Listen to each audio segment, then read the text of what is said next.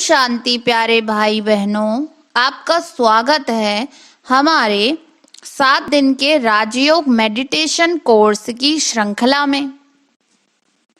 अभी तक हमने जाना कि किस प्रकार राजयोग की विधि व नियम होते हैं, राजयोग के स्तंभ क्या होते हैं और राजयोग से हम कैसे परमपिता परमात्मा शिव से जुड़ सकते हैं। तो यह सब जानने के बाद आज हम जानेंगे कि इस राजयोग से हमें किस प्रकार अष्ट शक्तियों की प्राप्ति हो सकती है। राजयोग के अभ्यास से अर्थात मन का नाता परमपिता परमात्मा के साथ जोड़ने से अविनाशी सुख शांति की प्राप्ति तो होती ही है, साथ ही कई प्रकार की आध्यात्मिक शक्तियां भी आ जाती हैं। इनमें 8 मुख्य और बहुत ही महत्वपूर्ण शक्तियां हैं। इनमें से एक है सिकोड़ने और फैलाने की शक्ति। जैसा कि चित्र में दिखाया गया है, पावर टू विथड्रॉ।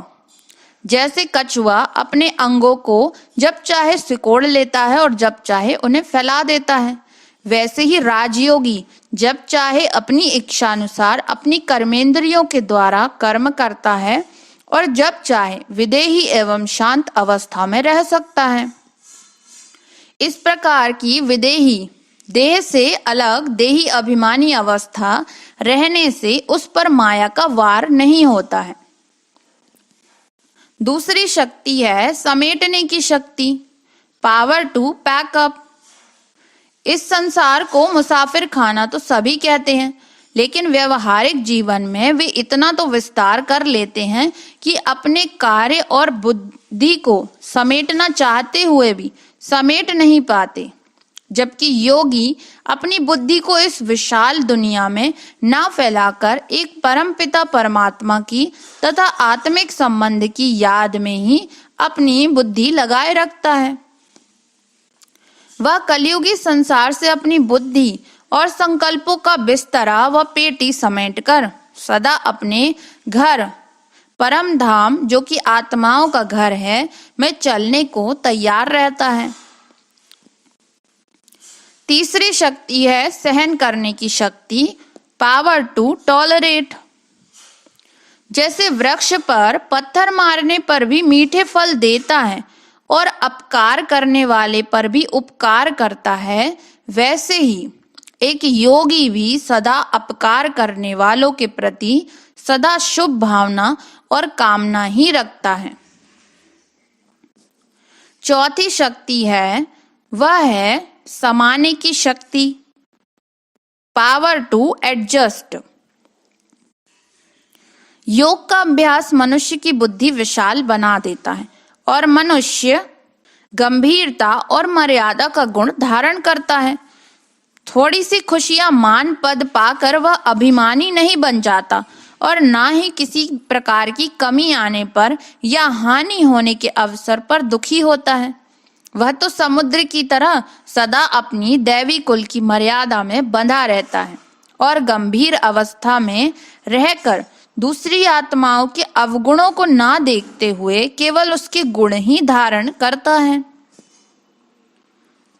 अब जो अगली शक्ति है, 5वीं शक्ति, वह है परखने की शक्ति, पावर टू डिस्क्रिमिनेट। जैसे एक पारखी जौहरी आभूषणों को कसौटी पर परख कर उसकी असल और नकल को जान जाता है, ऐसे ही योगी भी किसी भी मनुष्यात्मा के संपर्क में आने से उसको परख लेता है और उससे सच्चाई या झूठ कभी छिपा नहीं रह सकता। वह तो सदा सच्चे ज्ञान रत्नों को ही अपनाता है तथा अज्ञानता के झूठे कंकड़ पत्थरों में अपनी बुद्धि नहीं फंसाता। 6वीं शक्ति है पावर टू जज, निर्णय शक्ति। यह एक योगी की महान शक्ति होती है जो उसे स्वतः ही प्राप्त हो जाती है। वह उचित और अनुचित बात का शीघ्र ही निर्णय कर लेता है। वह व्यर्थ संकल्प और पंथ चिंतन से मुक्त होकर सदा प्रभु चिंतन में रहता है। योग के अभ्यास से मनुष्य को सामना करने की शक्ति भी प्राप्त होती है, जो कि 7वीं शक्ति है, पावर टू फेस।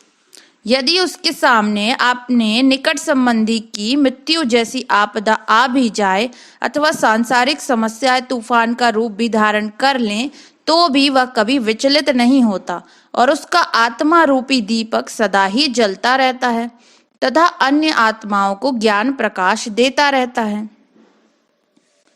8वीं शक्ति जो योग के अभ्यास से प्राप्त होती वह है सहयोग करने की शक्ति, पावर टू कोऑपरेट। एक योगी अपने तन मन धन से तो ईश्वरीय सेवा करता ही है, साथ ही उसे अन्य आत्माओं का भी सहयोग स्वतः ही प्राप्त हो जाता है, जिस कारण वे कलियुगी पहाड़ विकारी संसार को उठाने में अपनी पवित्र जीवन रूपी अंगुली देकर स्वर्ग की स्थापना के पहाड़ समान कार्य में सहयोगी बन जाते हैं। अर्थात राजयोग से हमें यह 8 शक्तियां प्राप्त होती हैं, जिन्हें हम अपने जीवन में धारण कर कर अपने जीवन को बहुत ही सरल और सहज बना सकते हैं। अच्छा, ओम शांति। आप दृष्टि यूं ही देते रहो बाबा, आप दृष्टि यूं ही देते रहो बाबा, सुख सागर में गहरे उतर जाऊं, सुख सागर में गहरे उतर